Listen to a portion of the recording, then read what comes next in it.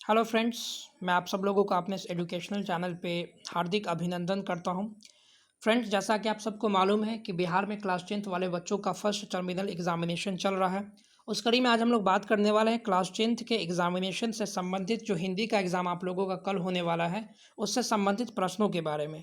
इसमें मैं आप लोगों को क्वेश्चन प्रोवाइड करवाने वाला हूं जो आपके आपके एग्ज़ाम में पूछे जाएंगे। तो आप लोग ये सारे प्रश्नों को अच्छे से तैयार कर लें और एग्ज़ाम में जाकर के अच्छे से छाप दें। और अन्य विषय के प्रश्न लेने के लिए आप हमारे चैनल से जुड़े रहिए। तो सबसे पहला सवाल जो आपके सामने है, यहाँ पर देखिए कि 1 से 60 तक के आपको प्रश्नों का सही विकल्प चुनना है, जिसमें से 50 आपको बनाना है। देखिए, मुख्य नायक क्या है? तो मुख्य नायक क्या है? एक प्रकार की पत्रिका है।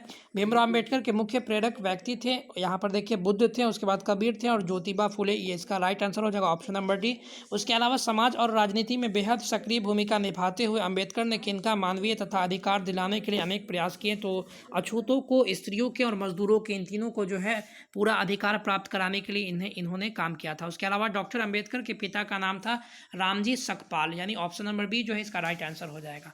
The caste in India their mechanism किनकी रचना है? तो भीमराव अंबेडकर जी की रचना है। उसके अलावा बाबा साहब भीमराव अंबेडकर का जन्म किस राज्य में हुआ था? तो इनका जन्म मध्य प्रदेश में हुआ था। उसके अलावा सभ्य समाज की आवश्यकता क्या है? तो श्रम विभाजन जो है सभ्य समाज की एक आवश्यकता मानी जाती है। उसके अलावा अगला प्रश्न है हमारा, लेखक को इस युग में विडंबना कहाँ दिखाई देती है? तो जातिवाद में। उसके बाद गिरधर लाल बेटा है मदन का। उसके अलावा खोखा जीवन के नियम का अपवाद था, यह अस्वाभाविक नहीं था, वह घर के नियमों का भी अपवाद है। यह गद्यांश किस पाठ से उद्धत है? तो यह विश्व के दांत से मुख्य रूप से लिया गया है।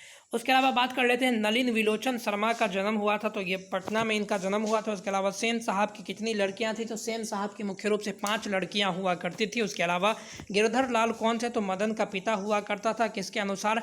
सेनों ने सिद्धांतों को बदल दिया था, तो खोखा के अनुसार। उसके अलावा खोखा का क्या नाम था? तो खोखा का नाम काशू था।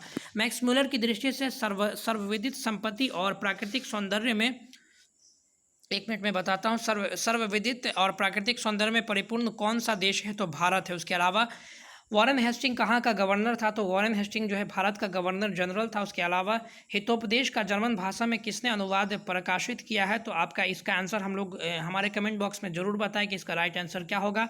मैक्स मुलर के अनुसार वह कौन सा देश है जो कि हरकर्स जैसे अनेक वनस्पति का अनायास और अपनी ओर आकर्षित कर लेता है? तो भारत और नेपाल।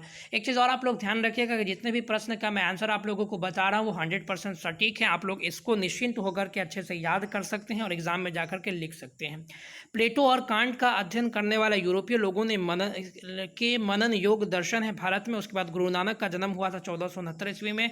नानक की दृष्टि में ब्रह्मा का निवास है सच्चे हृदय में। उसके अलावा राम नाम बिनु बरथे जगी जन्मा किस पर बल है? सच्चे हृदय से राम नाम के कीर्तन में। उसके अलावा जो नर दुख में नहीं माने किनकी रचना है? गुरु नानक। गुरु नानक जी की किस धारा के प्रमुख कवि थे? तो ये निर्गुण भक्ति के कवि थे। उसके अलावा रसखान के रचना काल के समय किसका राज्यकाल था? तो जहांगीर का। स्वच्छंद काव्यधारा का प्रवर्तक है रसखान। रसखान का मूल नाम था सैयद इब्राहिम। उसके अलावा स्वामी विट्ठदास ने रसखान को कहाँ शिक्षा दी थी? तो पुष्टि ग्राम में। उसके अलावा रसखान किस काल के कवि हैं? तो भक्ति काल के। उसके अलावा प्रेम वाटिका किसकी रचना है? तो रसखान की। उसके बाद सतकोड़ी होता एक प्रमुख कथाकार है उड़िया के।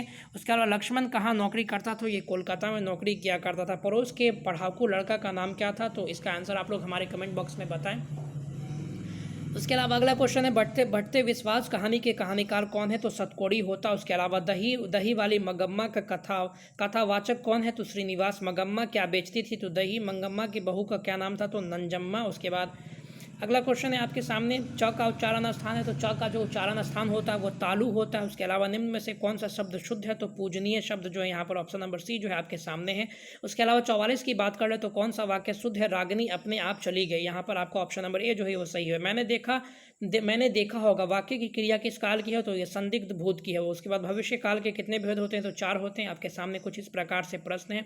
इसके अलावा देखिए फ्रेंड्स, आपके सामने जो है समूह बी में आपको क्या करना है कि कुछ इस प्रकार से जो है आपको एक 200 से 250-300 शब्दों में एक निबंध लिखना है, जिसमें गणतंत्र दिवस है जिसके महत्व, मनाने का ढंग, दिल्ली का उत्सव, विविध झांकियां, उल्लास और उमंग का वातावरण। उसके बाद राष्ट्रीय एकता है, इस पर आपको निबंध लिखना है। उसके अलावा बात कर लेते हैं इसके सब्जेक्टिव क्वेश्चंस की।